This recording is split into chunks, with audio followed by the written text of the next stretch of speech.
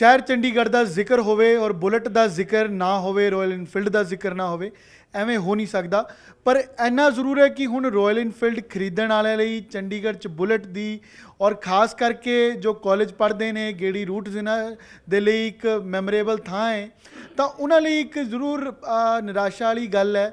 ਉਹਨਾਂ ਲਈ ਚਿੰਤਾ ਜ਼ਰੂਰ ਵਧੀ ਹੈ ਕਿਉਂਕਿ ਚੰਡੀਗੜ੍ਹ ਦੀ ਇਲੈਕਟ੍ਰਿਕ ਪਾਲਿਸੀ ਬਾਈਕਾਂ ਲਈ ਜਿਹੜੀ ਆਈ ਹੈ ਉਸ ਦੇ ਅੰਦਰ ਬਾਈਕਾਂ 'ਤੇ ਕੈਪ ਲੱਗਿਆ ਰਜਿਸਟ੍ਰੇਸ਼ਨ ਲਈ, ਯਾਨੀ ਕਿ 6200 ਬਾਈਕਾਂ ਰਜਿਸਟਰ ਹੋਣੀਆਂ ਨੇ ਕੁੱਲ, ਜਿਨ੍ਹਾਂ 'ਚੋਂ 4 ਰਜਿਸਟਰ ਹੋ ਚੁੱਕੀਆਂ ਹੈ, 4000 ਔਰ 2000 ਦਾ ਆંકੜਾ ਰਹਿ ਚੁੱਕਿਆ ਹੈ। ਔਰ ਖਾਸ ਕਰਕੇ ਰਾਇਲ ਇਨਫੀਲਡ ਵਰਗੇ ਬ੍ਰਾਂਡ ਜਿਨ੍ਹਾਂ ਕੋਲ ਹਾਲੇ ਤੱਕ ਕੋਈ ਇੱਕ ਤਾਂ ਆਪਸ਼ਨ ਨਹੀਂ ਹੈ ਇਲੈਕਟ੍ਰਿਕ ਦੀ, ਔਰ ਦੂਸਰਾ ਇਹ ਕਿ ਮਹਿੰਗੇ ਬ੍ਰਾਂਡਾਂ 'ਚੋਂ ਹੈ ਕਿਹੜੇ ਬੜੇ ਸਿਲੈਕਟਿਵ ਲੋਕ ਨੇ ਜਿਹੜੇ ਇਸ ਰਾਇਲ ਇਨਫੀਲਡ ਨੂੰ, ਬੁਲਟ ਨੂੰ ਲੈਂਦੇ ਨੇ। ਚੰਡੀਗੜ੍ਹ ਦੇ ਨਾਲ, ਪੰਜਾਬ ਦੇ ਨਾਲ ਬੁਲਟ ਦਾ ਖਾਸ ਨਾਤਾ ਹੈ, ਉਹ ਜ਼ਿਆਦਾ ਦੱਸਣ ਦੀ ਜ਼ਰੂਰਤ ਵੀ ਨਹੀਂ ਹੈ। ਪਰ ਅਸੀਂ ਇਸੇ ਕਰਕੇ ਰਾਇਲ ਇਨਫੀਲਡ ਪਹੁੰਚੇ ਹਾਂ। ਜਿਹੜੇ ਇਸ ਆਊਟਲੈਟ ਦੇ ਓਨਰ ਨੇ ਉਹਨਾਂ ਨਾਲ ਗੱਲ ਕਰਾਂਗੇ। ਸਰ, ਬਤੌਰ ਡੀਲਰ ਤੁਸੀਂ ਇੱਕ ਤਾਂ ਪਾਲਿਸੀ ਨੂੰ ਜ਼ਰੂਰ ਦੱਸੋ ਕੀ ਪਤਾ ਲੱਗਿਆ, ਔਰ ਰਾਇਲ ਇਨਫੀਲਡ ਦੀ ਕਿਸ ਤਰੀਕੇ ਦੀ ਤਿਆਰੀ ਹੈ ਇਸ ਪਾਲਿਸੀ ਨੂੰ ਲੈ ਕੇ? ਚੰਡੀਗੜ੍ਹ ਤੁਸੀਂ ਪੜ੍ਹੇ ਹੋਣਾ ਅੱਜ ਦੀ ਅਖਬਾਰ ਵਿੱਚ ਕਿ ਚੰਡੀਗੜ੍ਹ ਦੇ ਵਿੱਚ ਕੈਪਿੰਗ ਨੈਕਸਟ ਮੰਥ ਤੋਂ ਆ ਜਾਏਗੀ। ਨੈਕਸਟ ਮੰਥ ਤੋਂ ਮਤਲਬ ਜੁਲਾਈ ਫਸਟ ਵੀਕ 'ਤੇ ਇਹਨਾਂ ਦਾ ਜਿਹੜੇ ਕੈਪਿੰਗ ਜਿੰਨੇ ਵੀ ਇਹਨਾਂ ਦਾ ਟਾਰਗੇਟ ਉਹ ਸਾਰਾ ਅਚੀਵ ਹੋ ਜਾਏਗਾ। ਉਹਦੇ ਬਾਅਦ ਕੋਈ ਵੀ 2 ਵੀਲਰ ਚੰਡੀਗੜ੍ਹ 'ਚ ਰਜਿਸਟਰਡ ਨਹੀਂ ਹੋਏਗਾ। ਪੈਟਰੋਲ 2 ਵੀਲਰ ਕੋਈ ਵੀ ਰਜਿਸਟਰਡ ਨਹੀਂ ਹੋਏਗਾ। ਇਹਦਾ ਇਫੈਕਟ 16 ਜਾਂ 17 ਸਾਡੀਆਂ ਡੀਲਰਸ਼ਿਪਸ ਹੈ ਉਹਨਾਂ 'ਤੇ ਆਏਗਾ। ਸਾਰੀ ਡੀਲਰਸ਼ਿਪਸ ਬੰਦ ਹੋ ਜਾਣਗੀਆਂ ਕਿਉਂਕਿ ਸਾਡੀ ਕੰਪਨੀਜ਼ ਕੋਈ ਵੀ ਈਵੀ ਅਜੇ ਨਹੀਂ ਬਣਾਉਂਦੀ। ਉਹ 2 ਵੀਲਰ ਦੇ ਵਿੱਚ ਅਜੇ ਜਿਹੜਾ ਸੈਂਟਰ ਗਵਰਨਮੈਂਟ ਦੇ ਹਿਸਾਬ ਸਿਰ ਹੈਗਾ ਉਹ 2030 ਤੱਕ 80% ਹੈ। ਚੰਡੀਗੜ੍ਹ ਵਿੱਚ 2023 ਦੇ ਵਿੱਚ ਹੀ 100% ਕਰ ਰਹੀ ਹੈ। ਐਵੇਂ ਕਿਉਂ ਕਰ ਰਹੀ ਜੀ? ਵੈਸੇ ਤੁਹਾਨੂੰ ਕੀ ਲੱਗਦਾ ਕਿਉਂ? ਸਰ ਇੰਝ ਹੈ ਕਿ ਇਹਨਾਂ ਦਾ ਚੰਡੀਗੜ੍ਹ ਦੇ ਵਿੱਚ ਕੋਈ ਬਿਊਰੋਕਰੇਟਸ ਹੈਗੇ ਹੈ, ਸਾਡੀ ਕੋਈ ਸੁਣਵਾਈ ਨਹੀਂ ਹੈ, ਸਾਨੂੰ ਕੋਈ ਨਹੀਂ ਸੁਣਦਾ। ਔਰ ਸਾਨੂੰ ਕਿਹਾ ਗਿਆ ਸੀ ਕਿ ਅਸੀਂ ਈਵੀ ਪਾਲਿਸੀ ਦੁਬਾਰਾ ਰਿਵਿਊ ਕਰਾਂਗੇ, ਔਰ ਅੱਜ ਪੇਪਰ 'ਚ ਆ ਗਿਆ ਕਿ ਅਸੀਂ ਕੋਈ ਰਿਵਿਊ ਨਹੀਂ ਕਰ ਰਹੇ, ਕੁਛ ਨਹੀਂ ਕਰ ਰਹੇ, ਇਮੀਡੀਏਟ ਬੰਦ ਕਰ ਰਹੇ ਹਾਂ। ਇਹਦੇ ਅੰਦਰ ਸਭ ਤੋਂ ਵੱਡੀ ਚੀਜ਼ ਹੈ ਪੂਰੇ ਵਰਲਡ ਵਿੱਚ ਕਿਧਰੇ ਵੀ ਈਵੀ ਕਰਕੇ ਕੋਈ ਪੈਟਰੋਲ ਗੱਡੀ ਕਿਧਰੇ ਵੀ ਬੰਦ ਨਹੀਂ ਹੈ। ਇਹ ਇੰਡੀਆ ਵਰਲਡ ਵਿੱਚ ਬਿਲਕੁਲ ਸਭ ਤੋਂ, ਚੰਡੀਗੜ੍ਹ ਜਿਹੜਾ ਸਭ ਤੋਂ ਅਲੱਗ ਹੈ। ਕਿਆ ਚੰਡੀਗੜ੍ਹ ਇੰਡੀਆ ਦਾ ਪਾਰਟ ਨਹੀਂ ਹੈ? ਇੱਥੇ ਦੇ ਲੋਕ ਜਿਹੜੇ ਹੈਗੇ ਉਹਨਾਂ ਦੀ ਕੋਈ ਸੁਣਵਾਈ ਨਹੀਂ ਹੈ। ਕਾਰਾਂ ਦੇ ਵਿੱਚ ਹਰ ਸਾਲ 10% ਦੀ ਕੈਪਿੰਗ ਹੈ। ਕਾਰਾਂ 2 ਵੀਲਰ ਨਾਲੋਂ ਜ਼ਿਆਦਾ ਵਿਕਦੀਆਂ ਚੰਡੀਗੜ੍ਹ ਦੇ ਅੰਦਰ। 24 ਤੋਂ 25 ਹਜ਼ਾਰ ਕਾਰ ਵਿਕਦੀ ਹੈ, 20 ਤੋਂ 22 ਹਜ਼ਾਰ 2 ਵੀਲਰ ਵਿਕਦਾ ਹੈ। ਉਹ 2 ਵੀਲਰ ਹੈਗਾ ਹੀ ਗਰੀਬ ਆਦਮੀ ਦਾ, ਇੱਕ ਮਿਡਲ ਕਲਾਸ ਫੈਮਿਲੀ ਦਾ। ਕਾਰਾਂ ਹੈਗੀਆਂ ਹਾਈ ਐਂਡ, ਮਿਨਿਸਟਰਸ ਨੇ ਲੈਣੀਆਂ, ਇਸ ਕਰਕੇ ਉਹ ਬੈਨ ਨਹੀਂ ਹੋ ਰਹੀਆਂ। ਬਿਊਰੋਕਰੇਟਸ ਨੇ ਲੈਣੀਆਂ, ਇਸ ਕਰਕੇ ਬੈਨ ਨਹੀਂ ਹੋ ਰਹੀਆਂ। 2 ਵੀਲਰ ਕਿਉਂ ਬੈਨ ਕਰ ਰਹੇ ਆ? ਇਹਦੇ ਨਾਲ ਸਾਡਾ 2500 ਇੰਪਲਾਈ ਸਾਰੀ ਡੀਲਰਸ਼ਿਪਸ ਦਾ ਉਹ ਬੇਰੋਜ਼ਗਾਰ ਹੋ ਜਾਏਗਾ। ਕਿੰਨੀ ਡੀਲਰਸ਼ਿਪ ਹੋਏਗੀ ਜੀ? ਸਾਡੀਆਂ 17 ਡੀਲਰਸ਼ਿਪਸ ਹੈ ਜੀ, ਔਰ ਉਹਦੇ 2500 ਇੰਪਲਾਈ ਜਿਹੜਾ ਬੇਰੋਜ਼ਗਾਰ ਹੋ ਜਾਏਗਾ। 2500 ਇੰਪਲਾਈਜ਼ ਦਾ ਮਤਲਬ ਹੈ ਹਰ ਬੰਦੇ ਨਾਲ 4 ਬੰਦੇ ਜੁੜੇ, ਯਾਨੀ ਕਿ 10,000 ਬੰਦੇ ਨੂੰ ਰੋਟੀ ਦਾ ਉਹ ਲਾਲੇ ਪੈ ਜਾਣਗੇ ਜੀ। ਨੰਬਰ 2, ਅਸੀਂ ਰੋਜ਼ਗਾਰੀ ਤਾਂ ਕਿਸੇ ਨੂੰ ਦੇ ਨਹੀਂ ਰਹੇ ਔਰ ਰੋਜ਼ਗਾਰ ਛੀਨ ਰਹੇ ਹਾਂ। ਔਰ ਕੋਈ ਇਲੀਗਲ ਐਕਟੀਵਿਟੀ ਨਹੀਂ ਹੈ ਸਾਡੀ ਸੇਲ ਕਰਨੀ ਆ। ਅਸੀਂ ਸੇਲ ਕਰ ਰਹੇ ਹੋ ਇਲੀਗਲ ਐਕਟੀਵਿਟੀ ਹੋਏ ਜਿਹਦੇ ਨਾਲ ਕਿਸੇ ਨੂੰ ਕੋਈ ਫਰਕ ਪੈ ਰਿਹਾ ਹੋਏ ਜਾਂ ਕਿਸੇ ਨੂੰ ਗਵਰਨਮੈਂਟ ਨੂੰ ਕੋਈ ਨੁਕਸਾਨ ਹੋ ਰਿਹਾ ਹੋਏ। ਚੰਡੀਗੜ੍ਹ ਵਿੱਚ ਕਾਰਾਂ ਨੂੰ ਕਿਉਂ ਇੰਨਾ ਦਿੱਤਾ ਜਾ ਰਿਹਾ? ਸਾਡੇ 2 ਵੀਲਰ ਨੂੰ ਬਿਲਕੁਲ ਘੱਟ। ਸਾਨੂੰ ਵੀ ਤਾਂ ਕੈਪਿੰਗ ਜਿਹੜੀ ਕੀਤੀ ਹੈ ਉਹ ਕੁਛ ਵੀ ਸਾਨੂੰ ਕਰਦੇ। ਸਾਨੂੰ 2030 ਤੱਕ ਦਾ ਟਾਈਮ ਦਿਓ, ਜਿੰਨਾ ਗਵਰਨਮੈਂਟ ਦਾ ਹੈਗਾ ਉਹਦੇ ਤੋਂ 2-4% ਜ਼ਿਆਦਾ ਕਰ ਲਓ। ਇੱਕ ਪ੍ਰੋਡਕਸ਼ਨ ਵੀ ਨਹੀਂ ਹੈ ਕਿ 2 ਵੀਲਰ ਦੇ ਅੰਦਰ ਜਾਂ ਤਾਂ ਕੰਪਨੀਜ਼ ਹੋਣ, ਪ੍ਰੋਡਕਸ਼ਨ ਹੋਵੇ ਉਸ ਹਿਸਾਬ ਦੀ ਕਿ ਇਲੈਕਟ੍ਰਿਕ ਬਾਈਕਸ ਜਾਂ ਸਕੂਟੀਜ਼ ਜਾਂ ਉਸ ਤਰੀਕੇ ਦੀ ਕੋਈ ਆਪਸ਼ਨ ਹੋਵੇ। ਇੰਝ ਹੈ ਜੀ ਕਿ ਤੁਸੀਂ ਅਗਰ ਚੰਡੀਗੜ੍ਹ ਦੇ ਨੰਬਰਸ ਲੋਗੇ, ਹਰ ਮਹੀਨੇ 175 ਵਿਕਦੀਆਂ ਈਵੀ ਗੱਡੀਆਂ 2 ਵੀਲਰ, ਔਰ 1500 ਤੋਂ 1800 ਗੱਡੀ ਵਿਕਦੀ ਹੈ ਪੈਟਰੋਲ। ਇਹ ਤੁਸੀਂ ਗੈਪ ਕਿੰਝ ਮੈਚ ਕਰੋਗੇ ਜੀ? ਇਹਦਾ ਗੈਪ ਵੀ ਤੇ ਹੈਗਾ। ਜਿਹੜੇ customer 2 wheeler, I am talking about the 2 wheeler. Number 2, Panchkula, Mohali, Baddi, Ambala, Karnal ਕਿਧਰੇ ਵੀ ਕੋਈ ਬੈਨ ਨਹੀਂ ਹੈ। ਇੱਥੇ ਦਾ ਕਸਟਮਰ ਅਗਰ ਲੈਣਾ ਚਾਹੀਦਾ, ਕੋਈ ਕਿਸੇ ਨਾ ਕਿਸੇ ਦਾ ਰਿਸ਼ਤੇਦਾਰ ਬਾਹਰ ਰਹਿੰਦਾ ਉਹਦੇ ਨਾਮ ਤੇ ਲੈ ਲੇਗਾ ਉਹ ਗੱਡੀ ਔਰ ਚਲਾਏਗਾ ਚੰਡੀਗੜ੍ਹ 'ਚ ਲਿਆ ਕੇ। ਤੇ ਮੈਂ ਦੱਸੋ ਇਹਦੇ 'ਚ ਫਿਰ ਨੁਕਸਾਨ ਤੇ ਸਾਡਾ ਹੋਇਆ ਨਾ। ਪੋਲਿਊਸ਼ਨ ਕਿਵੇਂ ਰੁਕੇਗਾ? ਪੋਲਿਊਸ਼ਨ ਕਿੰਝ ਰੁਕੇਗਾ? ਬਾਹਰ ਦੀ ਗੱਡੀਆਂ ਇੱਥੇ ਲਿਆ ਕੇ ਨੰਬਰ ਬਾਹਰ ਦਾ ਹੋਏਗਾ, ਘੁਮਾਉਣਗੇ ਚੰਡੀਗੜ੍ਹ ਦੇ ਅੰਦਰ। ਇਹਦਾ ਕੀ ਹੈਗਾ? ਕੋਈ ਸਾਡੀਆਂ ਹੀ ਡੀਲਰਸ਼ਿਪਸ ਬੰਦ ਹੋ ਰਹੀਆਂ ਨਾ, ਸਾਡੇ ਬਾਰੇ ਕੋਈ ਨਹੀਂ ਸੋਚ ਰਿਹਾ। ਗਵਰਨਮੈਂਟ ਨੇ ਅਗਰ ਬੰਦ ਕਰਨਾ ਪਹਿਲੇ ਆਪਣਾ ਕਰਨ। ਜਿੰਨੀਆਂ ਵੀ ਗਵਰਨਮੈਂਟ ਵਹੀਕਲਸ ਆ ਪਹਿਲੇ 100% ਈਵੀ ਕਰਨ ਉਹਨਾਂ ਨੂੰ। ਗਵਰਨਮੈਂਟ ਇੰਪਲਾਈਜ਼ ਜਿੰਨੇ ਆ ਉਹ ਸਾਰੇ 100 ਈਵੀ ਖਰੀਦਣ ਪਹਿਲੇ, ਉਹਦੇ ਬਾਅਦ ਸਾਰਿਆਂ ਤੇ ਆ ਦੱਸ ਰਹੇ ਸੀ ਕਿ ਅੱਜ ਵੀ ਸਰਕਾਰੀ 30 ਗੱਡੀਆਂ ਟਾਟਾ ਸਫਾਰੀ ਖਰੀਦੀਆਂ ਹੈ ਚੰਡੀਗੜ੍ਹ ਐਡਮਿਨਿਸਟ੍ਰੇਸ਼ਨ ਨੇ। ਚੰਡੀਗੜ੍ਹ ਐਡਮਿਨਿਸਟ੍ਰੇਸ਼ਨ ਇਹ ਦੇਖੋ ਤੁਸੀਂ, ਚੰਡੀਗੜ੍ਹ ਐਡਮਿਨਿਸਟ੍ਰੇਸ਼ਨ ਜਿਹੜਾ ਹੈਗਾ 30 ਟਾਟਾ ਸਫਾਰੀ ਖਰੀਦ ਰਿਹਾ ਹੈ, ਉਹ ਅਕਤੂਬਰ ਤੱਕ ਲੈ ਰਿਹਾ ਹੈ। ਉਹ ਈਵੀ ਕਿਉਂ ਨਹੀਂ ਲੈ ਰਿਹਾ? ਰੀਜ਼ਨ ਕੀ ਹੈਗਾ? ਇਸ ਕਰਕੇ ਨਹੀਂ ਲੈ ਰਿਹਾ ਕਿ ਈਵੀ ਹੈਗੀ ਹੈ ਮਹਿੰਗੀ। ਅਗਰ ਪੁਲਿਸ ਵਾਸਤੇ ਗੱਡੀ ਚਾਹੀਦੀ 50-60 ਲੱਖ ਰੁਪਏ ਦੀ ਇਹਨਾਂ ਨੂੰ ਮਿਲੇਗੀ, ਉਹ ਟਾਟਾ ਸਵਾਰੀ ਹੈ 15-20 ਲੱਖ ਦੀ ਜਿਹੜੀ ਗਵਰਨਮੈਂਟ ਨੂੰ ਪੈਂਦੀ ਹੈ, ਤੇ ਇਸ ਕਰਕੇ ਉਹ ਲੈ ਨਹੀਂ ਰਹੇ ਈਵੀ। ਪਹਿਲੇ ਗਵਰਨਮੈਂਟ ਆਪਣੀ ਗੱਡੀਆਂ ਕਰਨ ਨਾ, ਐਗਜ਼ਾਮਪਲ ਸੈੱਟ ਕਰਨ। ਜਿੰਨੀ ਵੀ ਗਵਰਨਮੈਂਟ ਇੰਪਲੋਈਜ਼ ਕੋਲ ਜਾਂ ਸਰਕਾਰੀ ਕਾਰਾਂ ਹੈ ਸਾਰੀਆਂ 100% ਈਵੀ ਕਰਨ। ਸਰ ਮੈਂ ਮੈਨੂੰ ਕਲੈਰਿਟੀ ਇਹ ਚਾਹੁੰਦਾ ਹੈ ਕਿ ਲੋਕ ਵੀ ਸਮਝ ਸਕਣ। ਰਾਇਲ ਇਨਫੀਲਡ ਦਾ ਜੋ ਸ਼ੌਕੀਨ ਹੈ, ਕਿਸੇ ਦੀ ਮੈਮਰੀ ਜੁੜੀ ਹੈ, ਪੰਜਾਬ ਨਾਲ ਜੁੜਿਆ ਹੋਇਆ ਹੈ, ਰਾਇਲ ਇਨਫੀਲਡ ਨੂੰ ਬੁਲਟ ਨੂੰ ਇੰਟਰੋਡਿਊਸ ਕਰਨ ਦੀ ਜ਼ਰੂਰਤ ਨਹੀਂ ਹੈ। ਜੋ ਸ਼ੌਕੀਨ ਨੇ, ਜੋ ਜਿਨ੍ਹਾਂ ਦਾ ਮਨਪਸੰਦ ਰਾਇਲ ਇਨਫੀਲਡ ਹੀ ਹੈ, ਤਾਂ ਉਹਨਾਂ ਲਈ ਕੀ ਜਾਣਕਾਰੀ ਹੈ ਜਾਂ ਉਹਨਾਂ ਲਈ ਕੀ ਮੈਸੇਜ ਹੈ ਕਿ ਕਿਆ ਰਾਇਲ ਇਨਫੀਲਡ ਬੰਦ ਹੋ ਜਾਏਗਾ ਜੇ ਫਿਊਲ 'ਚ ਨਹੀਂ ਹੈ, ਚੰਡੀਗੜ੍ਹ 'ਚ ਰਜਿਸਟਰ ਨਹੀਂ ਕਰ ਸਕਦੇ, ਦਿੱਕਤ ਆਏਗੀ?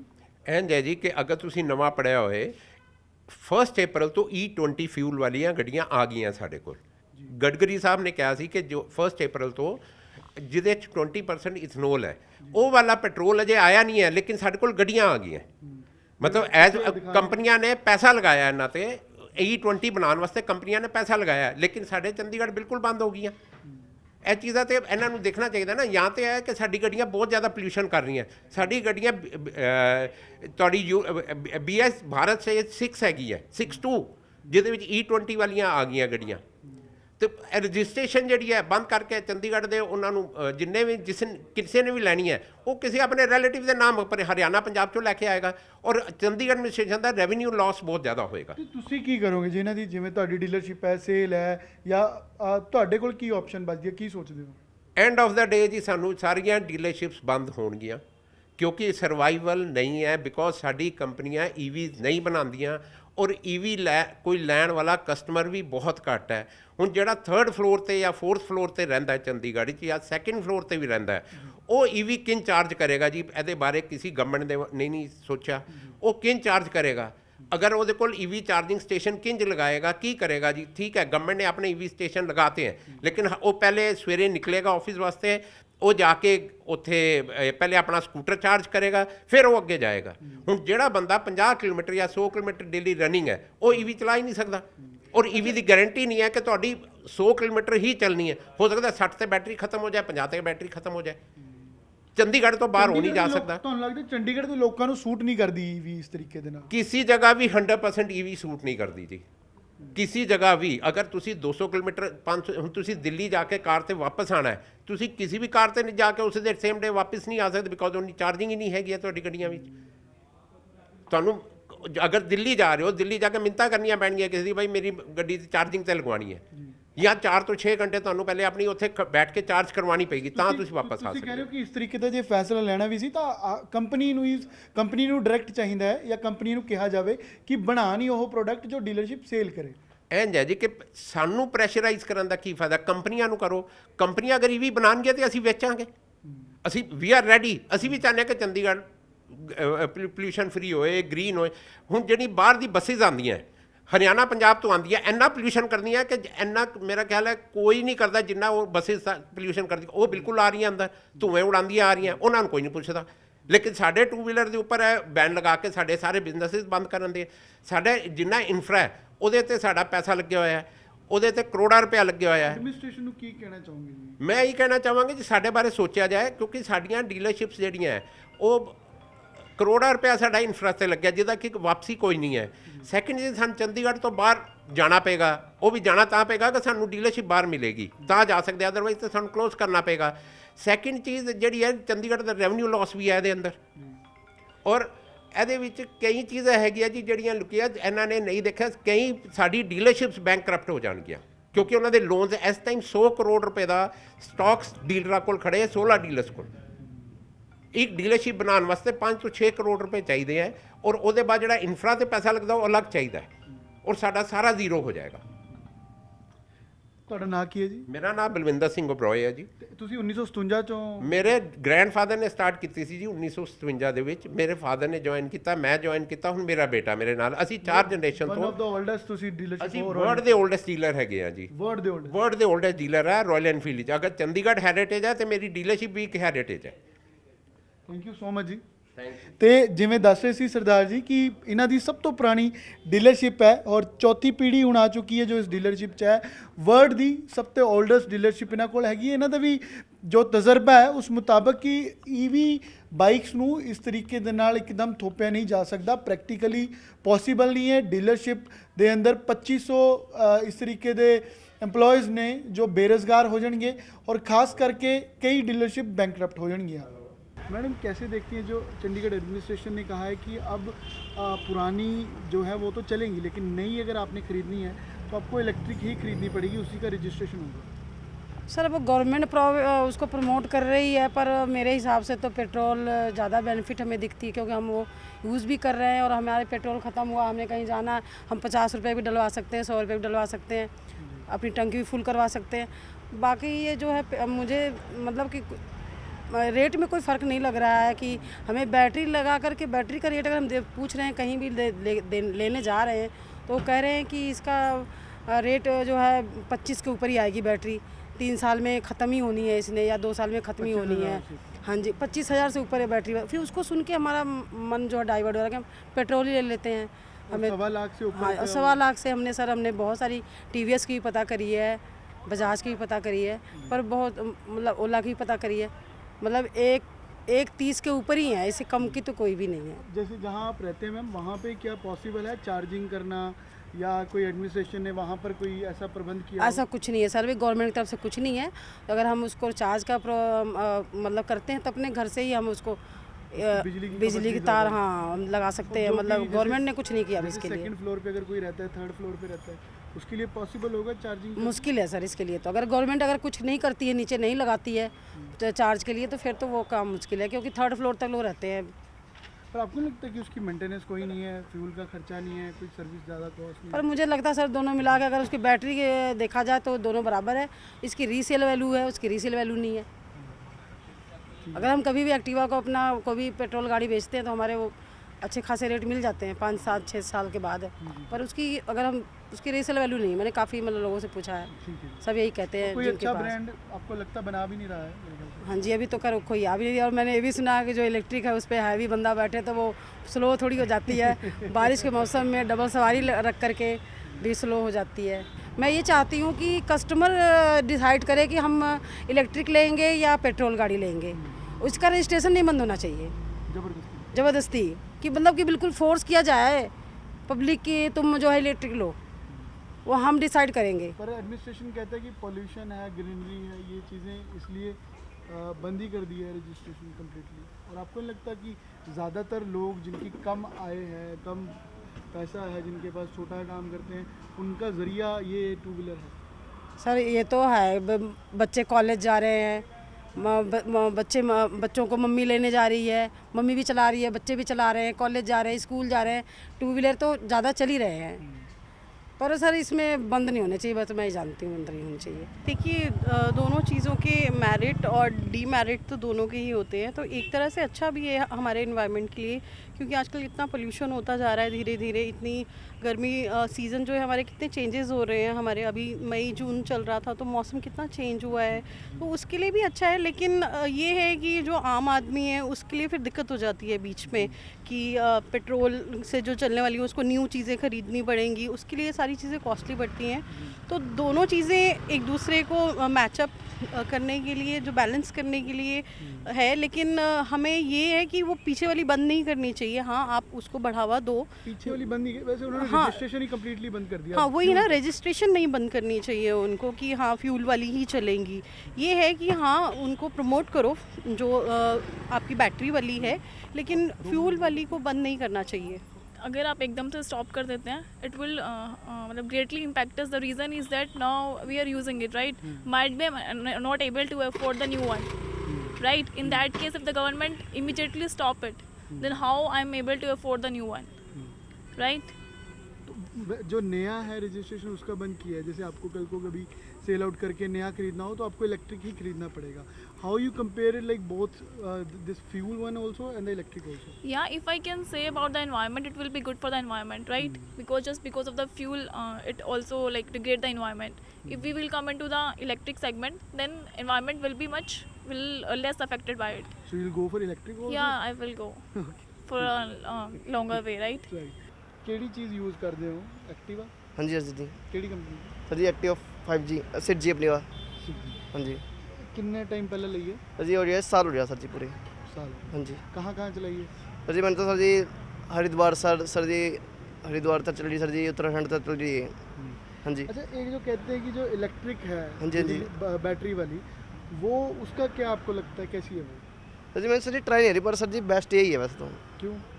सर जी पर लंबे रूट पे सर जी पता नहीं बैटरी चार्ज मिले ना मिले तेल इसलिए. डलवा के इसमें हाँ जी सर जी. कितना देर लग जाता है? सर जी मेरा तो हरिद्वार तक सर जी लड्डे था, हरिद्वार ऐसे सर जी 1000 रुपये मोस्टली. अभी जैसे चंडीगढ़ ने क्या करा है, चंडीगढ़ ने पेट्रोल वाली की रजिस्ट्रेशन बंद कर दी है. हाँ जी, और हाँ जी. सिर्फ बिजली हाँ वाली जी, की हाँ जी. registration. उसको कैसे देखते हो आप? क्या लगता है उस फैसले से? सर जी सही है वैसे तो. क्यों? सर जी पोल्यूशन खत्म हो, सर जी पोल्यूशन नहीं हो रहा सर जी इसलिए. पर जो जैसे आपके पास है, आपने इसको कभी दे के नहीं लेनी हो तो फिर आप ले नहीं पाओगे, हाँ जी सर जी. तो फिर कैसे फैसला कैसे सकते हो सर जी फिर कंपनी वाले से बात करेंगे एक बार. कंपनी वाले? हाँ जी. तो फिर बैटरी वाली लोगे? हाँ जी सर जी. अभी जैसे इनके पास भी इतनी सारी खड़ी हैं, सारी तेल वाली हैं, हाँ जी. हाँ जी. कैसे देखते हो? क्या क्या मतलब फैसला कैसा है ये एडमिनिस्ट्रेशन का? सर जी एडमिट सही है वैसे तो सर जी फैसला तो. सर जी उससे सर जी फिर अपना चार्ज सर जी वो पोल्यूशन इसलिए पोल्यूशन नहीं हो रहा सर जी थोड़ा ये सर जी. और सर जी वैसे तो ये भी सही है वैसे सर जी वो भी सही है, दोनों सही है. जैसे आप हरिद्वार गए थे हाँ जी सर जी. तो वह उस पर चले जाओगे बैटरी वाली? नो सर जी वो नहीं जा पाएगा, ये है क्यों? वो सर जी आधे रास्ते खत्म हो जाए 50 किलोमीटर पे 100 किलोमीटर पे. तो फिर बढ़िया कैसे हुई है? सर जी बढ़िया तो वैसे यही है. है ना? हाँ जी. क्या नाम है सर आपका? नाम प्रेम है सर. चंडीगढ़ में कितने सालों से रह रहे चंडीगढ़ में अबाउट 40 इयर्स. हैं? प्लेजर कौन सी बाइक है आप? स्कूटी या फिर स्कूटी है, प्लेजर, हीरो की प्लेजर है. कितना टाइम हो गया? अबाउट 11 साल हो गए सर. अभी चंडीगढ़ ने जैसे फैसला लिया है कि बैटरी वाली का ही रजिस्ट्रेशन होगा, फ्यूल पे चलने वाली, पेट्रोल पे चलने वाली का रजिस्ट्रेशन नहीं होगा. उस फैसले को कैसे देखते हो आप? सर ऐसा है कि अभी डबल माइंडेड है. एक तो जो ईवी है वो महंगी बहुत है, उसकी बैटरी की कोई वो नहीं है कि ये कितने साल चलेगी. और बैटरी अगर ख़राब होती है तो उसकी जो कॉस्ट है 35,000 30-35,000 कंपनी कहती है कि. तो अब इसमें कौन सी लें कौन सी ना लें, तो ऐसा हो रहा है. और कौन से ब्रांड बना रहे हैं ये भी क्लैरिटी नहीं है. ये भी क्लैरिटी नहीं है. अभी जो ये होंडा वालों की नहीं आई है, अभी नहीं आई है. अभी नहीं है. और बजाज चेतक की मैं पता करने गया था जी. तो वो उसका भी रेट काफ़ी हाई है. अच्छा कितना? और 1,30,000. अच्छा, तो आपको क्या लगता है फिर कि ये जो पेट्रोल से चल रही हैं इनको बंद नहीं करना चाहिए कंप्लीटली, पार्शली रखना चाहिए, चलते रहना चाहिए? पार्सली रखना चाहिए. और प्लस अगर कोई इसमें ऐसी फैसिलिटी हो कि वो पेट्रोल से भी चल पड़े और ईवी से भी चल पड़े तो ज़्यादा बढ़िया होगा. क्योंकि बाई चांस अगर बैटरी ख़त्म हो जाती है, हम लॉन्ग टूर पे हैं, तो पेट्रोल से हम चल सकते हैं. अच्छा, जैसे ये आपके पास 11 साल हो गए इसको, आप भी अगर सोचो कि अगर बेच कर नहीं लेनी हो तो आप ले नहीं पाओगे, बैटरी वाली ही लेनी पड़ेगी, उसका ही रजिस्ट्रेशन चंडीगढ़ में होगा. हाँ जी. तो इसको माइंड पे रहता है कि ये कैसा फैसला है? सर ये देखिए आम पब्लिक अभी मेजोरिटी के पास ये पेट्रोल व्हीकल ही है. तो बैटरी की कॉस्ट ज़्यादा होने से लोगों को ये परेशानी हो रही है कि अगर हमें 3 साल पे बैटरी बदलवानी पड़े तो हमें 30-35 हज़ार इकट्ठे देने पड़ेंगे. वो कहाँ से आएंगे? ये आप थोड़ा. जैसे काम क्या करते हैं? मैं तो सर गवर्नमेंट एम्प्लॉइज़ हूँ, मिसिस चलाती हैं गाड़ी. ओके. और ये जैसे कितना कन्वीनियंट लगता है इसको यूज़ करना? और पेट्रोल व्हीकल या अगर बैटरी का जैसे है? सर पेट्रोल व्हीकल ऐसा है कि जैसे आपका जो लॉन्ग टूर पे हो, पेट्रोल ख़त्म हो गया तो आदमी उस टाइम इमीडिएट जाके पेट्रोल पंप पे पेट्रोल ले सकता है. और जबकि बैटरी है तो बैटरी में भी वो कंपनी कहती है कि 2-2.5 घंटे लगते हैं चार्ज होने में, तभी आप उसको चला सकते हो. तो ये है कि वो टाइमिंग इतना आदमी वेट करे, और तो ये अभी अभी जैसे जहाँ आप रहते हैं, जहाँ भी फ्लैट में रहते हैं या सिंगल घर में रहते हैं? फ्लैट में रहे। फ्लैट में, तो वहाँ पे चार्जिंग की फैसिलिटी आपको लगता है कि हो पाएगी पॉसिबल? चार्जिंग फैसिलिटी हो पाएगी, पर वो तार दूर से खींच के ले आनी पड़ेगी, बाई चांस कोई तार को खींच दे या कुछ ऐसा कर दे। और जैसे जो सेकंड फ्लोर पे रहता है या कोई थर्ड फ्लोर पे रहता है, उनके लिए भी? हाँ, उनके लिए भी प्रॉब्लम है, उसमें कोई नीचे कोई सॉकेट नहीं है जिसमें से वो चार्ज कर सके। आप रेंट पे रहते हैं? नहीं, अपना खुद का मकान है। ਚੰਡੀਗੜ੍ਹ ਦੀ ਨਵੀਂ ਇਲੈਕਟ੍ਰਿਕ ਵਹੀਕਲ ਪਾਲਿਸੀ ਨੇ ਉਹਨਾਂ ਨੂੰ ਚਿੰਤਾ 'ਚ ਜ਼ਰੂਰ ਪਾਇਆ ਹੈ ਜੋ ਪੀਜੀ 'ਚ ਰਹਿ ਰਹੇ ਨੇ ਜਾਂ ਫਲੈਟ ਵਾਈਜ਼ ਰਹਿ ਰਹੇ ਨੇ, ਕਿਉਂਕਿ ਪਾਲਿਸੀ ਦੇ ਤਹਿਤ ਨਵੀਂ ਬਾਈਕਾਂ ਜੋ ਰਜਿਸਟਰ ਹੋਣਗੀਆਂ ਉਹ ਸਿਰਫ ਤੇ ਸਿਰਫ ਇਲੈਕਟ੍ਰਿਕ ਬਾਈਕਾਂ ਹੀ ਹੋ ਸਕਦੀਆਂ ਨੇ। ਗੱਡੀਆਂ ਦੀ ਗਿਣਤੀ ਵੀ ਆਉਣ ਵਾਲੇ ਸਾਲਾਂ 'ਚ ਘਟਦੀ ਜਾਏਗੀ। ਇਸ ਸਾਲ 22,000, ਅਗਲੇ ਸਾਲ ਇਹ 20,000 ਤੋਂ 18 ਫਿਰ 15,000 ਤੱਕ ਮਹਿਜ਼ ਰਹਿ ਜਾਏਗੀ। 22 ਸੈਕਟਰ ਚੰਡੀਗੜ੍ਹ ਦੀਆਂ ਇਹ ਤਸਵੀਰਾਂ ਨੇ, ਖਾਸ ਕਰਕੇ ਇੱਥੇ ਮਾਈਗ੍ਰੇਟਿਡ ਜਾਂ ਤਾਂ ਰੈਂਟਲ ਲੋਕ ਰਹਿੰਦੇ ਨੇ ਜਾਂ ਰੈਂਟ ਤੋਂ ਇਲਾਵਾ ਜਿਨ੍ਹਾਂ ਨੇ ਪੀਜੀ ਲਿਆ ਹੋਇਆ, ਜੋ ਸਟੂਡੈਂਟ ਹੈ, ਕੋਈ ਕੁੜੀ ਹੈ, ਕੋਈ ਮੁੰਡਾ ਹੈ ਜੋ ਸਟੱਡੀ ਬੇਸਿਸ ਤੇ ਜਾਂ ਜੌਬ ਲਈ ਇੱਥੇ ਰਹਿੰਦੇ ਨੇ, ਔਰ ਉਹਨਾਂ ਕੋਲ ਤੁਸੀਂ ਦੇਖੋ ਜਾਂ ਸਕੂਟਰੀ ਹੁੰਦੀ ਹੈ ਜਾਂ ਕੋਈ ਬਾਈਕ ਹੁੰਦੀ ਹੈ ਜਿਸ ਨੂੰ ਉਹ ਇਸਤੇਮਾਲ ਕਰਦੇ ਨੇ। ਔਰ ਇਹ ਸਮੱਸਿਆ ਐਵੇਂ ਇਹਨਾਂ ਨਾਲ ਲਿੰਕ ਕਰਦੀ ਹੈ ਕਿ ਜੇਕਰ ਇਹਨਾਂ ਨੇ ਬਾਈਕ ਚੇਂਜ ਕਰਨੀ ਹੋਵੇ, ਸਕੂਟੀ ਚੇਂਜ ਕਰਨੀ ਹੋਵੇ ਤਾਂ ਇਹਨਾਂ ਨੂੰ ਚਾਰਜਿੰਗ ਲਈ ਕੋਈ ਇੱਥੇ ਫੈਸਿਲਿਟੀ ਨਹੀਂ ਹੈ। ਸ਼ਹਿਰ ਦੇ ਅੰਦਰ ਐਡਮਿਨਿਸਟ੍ਰੇਸ਼ਨ ਹਾਲਾਂਕਿ ਕਿਸ ਤਰੀਕੇ ਦਾ ਪ੍ਰਬੰਧ ਕਰੇਗਾ ਉਹ ਜ਼ਰੂਰ ਦੇਖਣ ਵਾਲੀ ਗੱਲ ਰਹੇਗੀ, ਲੇਕਿਨ ਜਿਵੇਂ ਇੱਥੇ ਚੰਡੀਗੜ੍ਹ ਜ਼ਿਆਦਾਤਰ ਸੈਕਟਰਸ ਦੇ ਅੰਦਰ ਫਲੈਟ ਵਾਈਜ਼ ਲੋਕ ਰਹਿੰਦੇ ਨੇ, ਕੋਠੇ ਤੇ ਕੋਠਾ, ਛੱਤ ਤੇ ਛੱਤ ਚਿਣੀ ਹੋਈ ਹੈ, ਔਰ ਨਾਲ ਥੱਲੇ ਤੁਹਾਨੂੰ ਕੋਈ ਨਜ਼ਰ ਨਹੀਂ ਆਏਗਾ ਕਿ ਕੋਈ ਇਲੈਕਟ੍ਰਿਕ ਵਹੀਕਲ ਜੇ ਕਿਸੇ ਨੇ ਰੱਖਿਆ ਹੈ ਤਾਂ ਉਹ ਕਿਵੇਂ ਉਸ ਨੂੰ ਸਹੂਲੀਅਤ ਦਿੱਤੀ ਜਾਏਗੀ। ਕਿਉਂਕਿ ਜੇਕਰ ਅੱਗੇ ਕੋਈ ਇਲੈਕਟ੍ਰਿਕ ਵਹੀਕਲ ਲੈਂਦਾ ਵੀ ਹੈ, ਬਾਈਕ ਜਾਂ ਗੱਡੀ, ਤਾਂ ਰੈਂਟ ਤੇ ਜਾਂ ਪੀਜੀ ਦੇ ਅੰਦਰ ਜੇ ਉਸਦੀ ਸਹੂਲਤ ਦਿੱਤੀ ਜਾਂਦੀ ਹੈ ਤਾਂ ਪੀਜੀ ਦਾ ਰੈਂਟ ਮਹਿੰਗਾ ਹੋਏਗਾ, ਨਾਲ ਹੀ ਜੋ ਕਿਰਾਇਆ ਹੈ ਕਿਸੇ ਅਪਾਰਟਮੈਂਟ ਦਾ ਫਸਟ ਜਾਂ ਸੈਕਿੰਡ ਫਲੋਰ ਦਾ ਉਹ ਵੀ ਮਹਿੰਗਾ ਹੋਏਗਾ, ਔਰ ਨਾਲ ਬਿਜਲੀ ਦੀ ਖਪਤ ਅਤੇ ਬਿਜਲੀ ਦਾ ਜਿਹੜਾ ਬਿੱਲ ਹੈ ਉਹ ਵੀ ਵਧੇਗਾ। ਇਸ ਨਾਲ ਇਹ ਸ਼ਹਿਰ ਵਾਸੀਆਂ ਲਈ ਇੱਕ ਨਵੀਂ ਚਿੰਤਾ ਜ਼ਰੂਰ ਹੈ ਕਿ ਇਲੈਕਟ੍ਰਿਕ ਬਾਈਕ ਜਾਂ ਗੱਡੀ ਲੈਣ ਤੋਂ ਬਾਅਦ ਖਾਸ ਕਰਕੇ ਜੋ ਪੀਜੀ 'ਚ ਜਾਂ ਰੈਂਟ ਤੇ ਲੋਕ ਰਹਿੰਦੇ ਨੇ ਉਹਨਾਂ ਲਈ ਕਿਸ ਤਰੀਕੇ ਦੀ ਸਹੂਲਤ ਹੋ ਸਕਦੀ ਹੈ ਔਰ ਕਿਆ ਅਲਟਰਨੇਟਿਵ ਕੀਤਾ ਜਾਏਗਾ, ਕਿਉਂਕਿ ਚਾਰਜਿੰਗ ਦਾ ਇੱਥੇ ਪ੍ਰਬੰਧ ਖਾਸ ਕਰਕੇ ਕੋਈ ਹਾਲ ਦੀ ਘੜੀ ਨਹੀਂ ਹੈ।